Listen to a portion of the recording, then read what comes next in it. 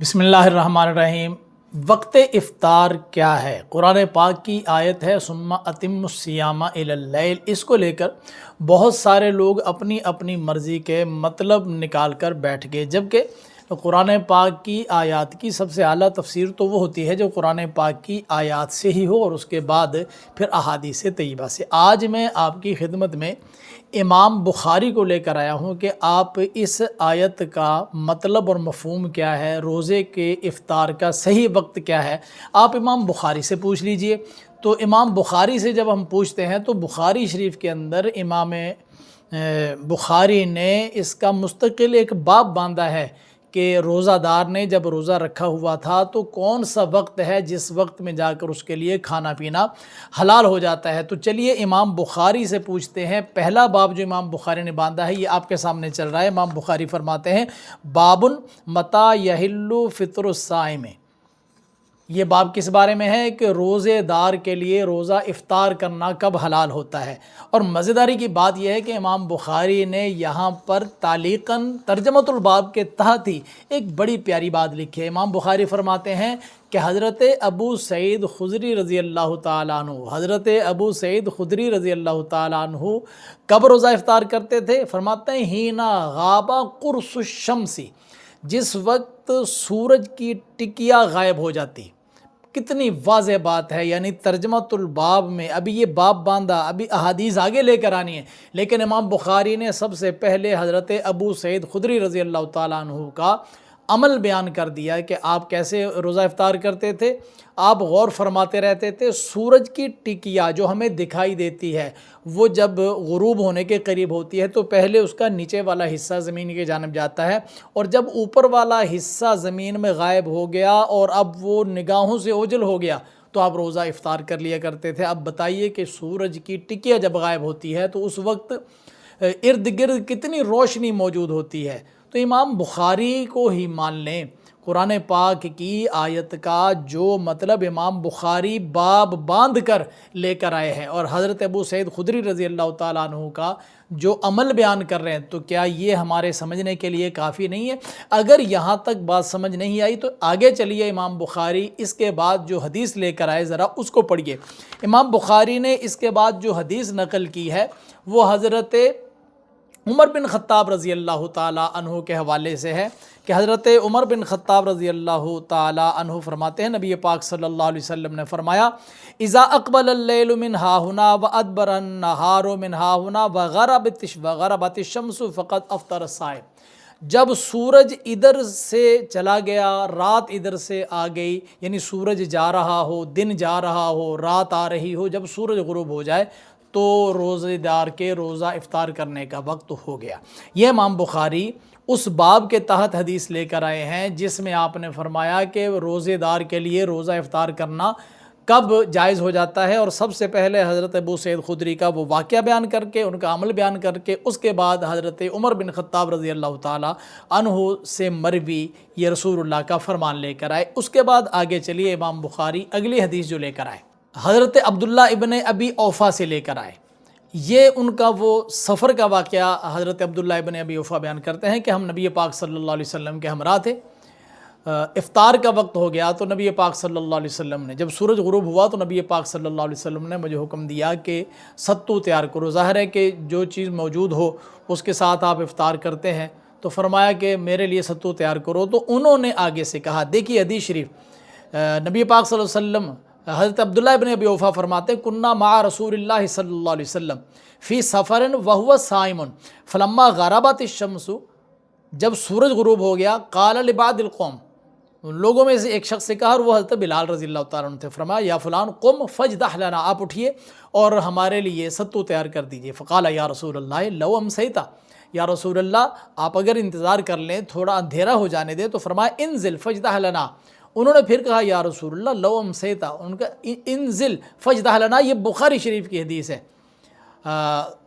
انہوں نے کہا کہ یا رسول اللہ دن کے وقت روزہ رکھنا ضروری تھا تو ابھی اندھیرا تو نہیں ہوا، تو حضور صلی اللہ علیہ وسلم فرمایا انزل فاجدح لنا۔ تیسری دفعہ پھر حضور نے فرمایا، تو تیسری دفعہ ابھی روشنی موجود تھی، ابھی اندھیرے نہیں چھائے تھے، اور حضرت عبداللہ ابن ابی اوفا بھی یہی سمجھ رہے تھے کہ ابھی تو روشنی موجود ہے اور جب تک روشنی موجود رہے تب تک تو روزہ نہیں کھول سکتے.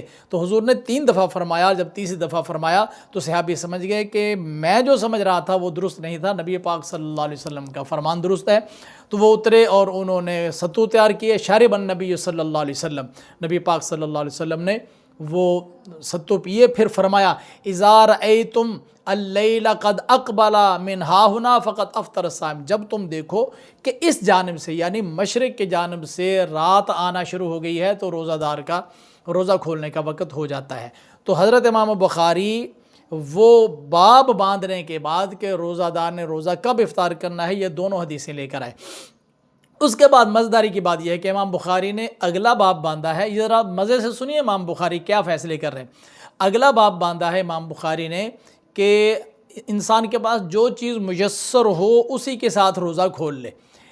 اس باب کے تحت پھر امام بخاری حضرت عبداللہ ابن ابی اوفا والی وہی حدیث لے کر آئے جس میں نبی پاک صلی اللہ علیہ وسلم نے جیسے ہی سورج غروب ہوا تو ان سے فرمایا تھا کہ تم میرے لیے ستو تیار کرو. تو وہ شاید اس انتظار میں تھے کہ سورج تو غروب ہو گیا ہے لیکن ابھی روشنی موجود ہے تو روشنی کم ہو لینے دیں. لیکن نبی پاک صلی اللہ علیہ وسلم نے اس کو دوسری تیسری مرتبہ فرمایا کہ تم ستو تیار کرو. جب حضور صلی اللہ علیہ وسلم نے ستو پیے, روزہ کھول لیا, پھر فرمایا کہ جب تم دیکھو کہ رات اس طرف سے یعنی مشرق کی جانب سے آنا شروع ہو گئی ہے تو روزہ کے کھولنے کا وقت ہو گیا. اب دیکھیں باب تو دوسرا آ گیا کہ جو چیز میسر ہو اس کے ساتھ روزہ افطار کرنا. تو حضور صلی اللہ علیہ وسلم کے پاس ستو میسر سے تھے تو روزہ کھول لیا. لیکن حدیث پھر وہی آ گئی. اس کے بعد اگلا باب امام بخاری نے پھر باندھا ہے. اس باب کا نام ہے باب تاجیر الافطار. کھولتے رہیے بخاری اور پڑھتے رہیے. امام بخاری فرماتے ہیں باب تاجیر الافطار, اور اس کے تحت جو حدیث لائے ہیں وہ حضرت سہل بن سعد رضی اللہ تعالیٰ عنہ. دیکھیے حضرت سہل بن سعد فرماتے ہیں ان رسول اللہ صلی اللہ علیہ وسلم قال لا یزال الناس بخیر ما عجل الفطر. لوگ ہمیشہ بھلائی پر رہیں گے, یہ بخاری شریف ہے, جب تک یہ فطر میں جلدی کرتے رہیں گے, روزہ کھولنے میں جلدی کرتے رہیں گے. تو جلدی کا مطلب یہ تو نہیں ہے کہ آپ سورج کے غروب ہونے سے پہلے ہی کھول لیں گے, لیکن جیسے ہی سورج غروب ہو گیا اس کے بعد آپ نے روزہ افطار کرنے میں جلدی کرنی ہے. یہ نہیں دیکھنا کہ ابھی روشنی تو بہت زیادہ ہے. اچھا جی, صحیح بخاری شریف میں اسی باب کے تحت دوبارہ حضرت عبداللہ ابن ابی اوفا کی وہی حدیث امام بخاری لے کر آئے. اب کون سی ہے؟ ما عجل الفطر, روزہ جلدی کرنا ہے, جلدی کھولنا ہے. تو اس کے اندر پھر حضرت عبداللہ ابن ابی اوفا کی وہی حدیث لے کر آئے کہ کنت مع النبی صلی اللہ علیہ وسلم فی سفر فصام حتی امسا قال لرجل انزل فجدہ لی قال لو انتظرت حتی تمسی قال انزل فجدہ لی اذا رأیت, پھر آگے اذا رأیت اللیل قد اقبل من ہاہنا فقد افطر الصائم. یہ آگے جناب حدیث شریف دوبارہ امام بخاری نے اس باب کے تحت بھی لے کر آئے. اچھا, ان احادیث سے تو آپ کو یہ اندازہ ہو گیا کہ امام بخاری جو آپ کو بتانا چاہتے ہیں کہ روزہ کھولنے میں آپ نے جلدی کرنی ہے, اور جلدی کتنی کرنی ہے کہ سورج غروب ہونے سے پہلے تک تو نہار ہے نا, تب تک تو روزہ رکھنا ہے. لیکن جیسے ہی سورج غروب ہو گیا آپ نے فوراً روزہ کھول لینا ہے. اب آپ نے دیر نہیں کرنی ہے بلکہ اب آپ روزہ کھول لیں کہ روزہ کھولنے کا یہی وقت ہے. اور حضور صلی اللہ علیہ وسلم نے پھر واضح کر کے بتایا کہ جب اس طرف سے یعنی مشرق کی جانب سے رات آنا شروع ہو جائے تو روزہ کھولنے کا وقت ہو جاتا ہے. تو امام بخاری نے ان 3 ابواب کے تحت حضرت عبداللہ ابن ابی اوفا کی روایت 3 مرتبہ پیش کی ہے. حضرت عمر بن خطاب رضی اللہ تعالیٰ عنہ کا قول پیش کیا ہے. تو اس سے بالکل بات واضح ہو گئی کہ روزہ افطار کیا جائے گا جیسے ہی سورج غروب ہوگا اس کے فوراً بعد, اس میں دیر نہیں کی جائے گی. اب اسی بات پر آپ کی خدمت میں 1-2 حدیثیں میں اور بھی پیش کرنا چاہتا ہوں. ذرا آپ حضرت امام بخاری رضی اللہ تعالیٰ عنہ نے ایک واقعہ بیان کیا اور اس باب کا نام امام بخاری نے رکھا ہے بابٌ اذا افطر فی رمضان ثم طلعت الشمس. اس باب میں کیا بات ہے کہ جب ماہ رمضان میں روزہ دار نے روزہ کھول لیا اور بعد میں سورج طلوع ہو گیا, پھر کیا کیا جائے. اب اس کے تحت سیدہ اسماء بنت ابی بکر رضی اللہ تعالی عنہا کی مروی ایک حدیث لے کر آئے. آپ فرماتی ہیں افطرنا علی عہد النبی صلی اللہ علیہ وسلم یوم غیم. بادل کا دن تھا, اس دن آسمان پر بادل زیادہ تھے, تو ہم نے روزہ رکھا ہوا تھا، ہم نے اندازہ لگا کر کے عصر کی نماز پڑھنے کے بعد جتنا وقت گزرتا ہے تقریباً اتنا وقت گزرنے کے بعد ہم نے اندازہ لگایا کہ اب تقریباً سورج غروب ہو گیا ہوگا، ہم نے روزہ کھول لیا، لیکن ثم طلعت الشمس، پھر سورج طلوع ہو گیا، یعنی پھر بادل چھٹ گئے، بادل سائڈ پر ہوئے تو پتہ چلا کہ ابھی تو سورج موجود ہے۔ تو اس کے بعد پھر جو ہے نا امروا بالقضاء قال بد من قضاء لا ادری اقضوا ام لا، یہ حضرت ہشام کی بات ہے، لیکن میرا مقام استدلال یہ ہے کہ نبی پاک صلی اللہ علیہ وسلم کے زمانے میں روزہ افطار کیا گیا، اس کے بعد سورج طلوع ہو گیا، یعنی بادل ہٹے تو سورج نظر آ گیا۔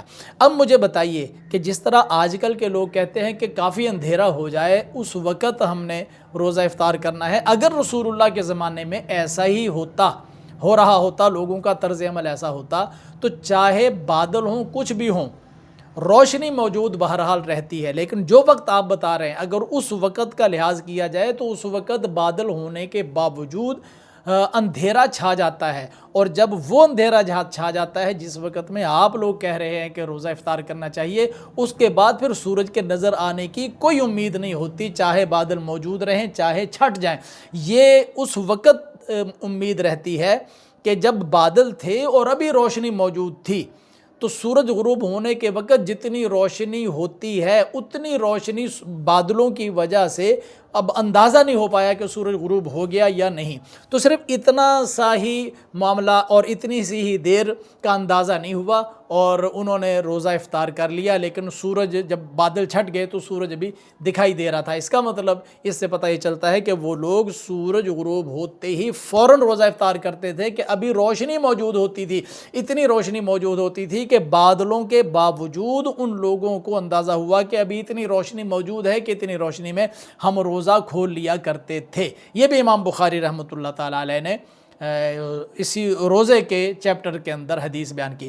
مصنف ابن ابی شیبہ کی یہ والی حدیث آپ دیکھیے، میں آپ کی خدمت میں عرض کرتا ہوں، یہ ہے حضرت دبی ابو جمرہ دبی، آپ فرماتے ہیں کہ کان یفطر مع ابن عباس فی رمضان، یہ حضرت عبداللہ بن عباس رضی اللہ تعالیٰ عنہ کے ہمراہ رمضان میں افطاری کیا کرتے تھے۔ جب شام کا وقت ہوتا تو آپ ایک بچی کو چھت پر بھیج دیا کرتے تھے کہ وہ دیکھتی رہتی، جب وہ دیکھ کر بتاتی کہ سورج اب غروب ہو گیا ہے تو پھر کیا ہوتا، وہ کہہ دیتی کہ سورج غروب ہو گیا ہے تو فیاکلو، تو حضرت عبداللہ بن عباس کھانا کھا لیتے، وناکلو، ہم بھی کھاتے، فیضا فارغا، جب کھانا کھا کر فارغ ہوتے تو اقیمت الصلاۃ، تو نماز کی اقامت ہوتی، فیقوم یصلی، وہ کھڑے ہو کر نماز پڑھتے، ونصلی معہ، ہم ان کے پیچھے نماز پڑھا کرتے تھے۔ یہ مصنف ابن ابی شیبہ کی یہ روایت کہ حضرت عبداللہ بن عباس رضی اللہ تعالیٰ عنہ ایک بچی کو چھت پر کھڑا کر دیتے تھے جو دیکھا کرتی تھی کہ سورج غروب ہو گیا، جب وہ کہتی کہ وہ سورج غروب ہو گیا تو یہ لوگ روزہ افطار کر لیتے۔ یہ حدیث بھی بتا رہی ہے کہ سورج غروب ہوتے ہی فوراً روزہ افطار کیا جائے گا۔ ایک اور حدیث مصنف ابن ابی شیبہ کی، اب اور بھی دیکھیے، یہ حضرت سعید بن مسیب رضی اللہ تعالیٰ عنہ نے روزہ کے افطار کے بڑا بہترین وقت بتایا ہے۔ فرمایا اذا رأیت ان العصر قد فاتک یا فاتت کا فشرب، جب تو یہ دیکھے کہ تیری عصر کی نماز قضا ہو گئی، یعنی عصر کا وقت ختم ہو گیا، جس وقت وہ ٹائم جو عصر کی نماز کے قضا ہونے کا ہے وہی ٹائم تمہارے روزہ کھولنے کا ہے، تب تم پانی پی سکتے ہو۔ تو عصر کی نماز کس وقت قضا ہوتی ہے؟ جیسے ہی سورج غروب ہوا تو عصر کی نماز قضا ہو گئی۔ تو سورج کے غروب ہونے پر عصر کی نماز قضا ہوتی ہے، سورج کے غروب ہونے پر مغرب کا وقت شروع ہوتا ہے، اور سورج کے غروب ہونے پر ہی روزہ کے افطار کا وقت آتا ہے۔ تو اتنے سارے دلائل کے بعد ہم اگر اپنی رائے پر اڑے رہیں گے تو میرا خیال ہے کہ یہ زیادتی ہوگی اپنے ساتھ بھی اور ان لوگوں کے ساتھ بھی جو ہمیں سنتے ہیں اور جو ہمیں دیکھتے ہیں۔ اللہ تعالی ہمیں دین متین کی صحیح اور سچی سمجھ عطا فرمائے۔ السلام علیکم ورحمۃ اللہ وبرکاتہ۔